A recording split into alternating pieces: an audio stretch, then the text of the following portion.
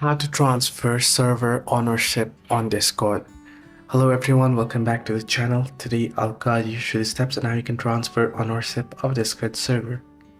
Well, the process is simple and easy, so let me guide you through. To transfer ownership of a Discord server, you want to navigate to the server settings.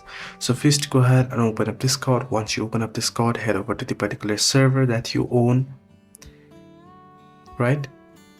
And tap on the server name at the top. Then select settings. Once you select settings, you'll be able to see various options. Tap on members and you'll be able to see members here. Now in my case, I am only the one user here, but if you do have another user, what you want to do is you want to tap on the three dots next to the particular member name and then select or choose transfer ownership option and confirm the transfer.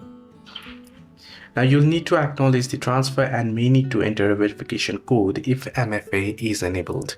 Hope this video helped you. Do like and subscribe, and do not forget to leave the comments down below if you have any further issues as well.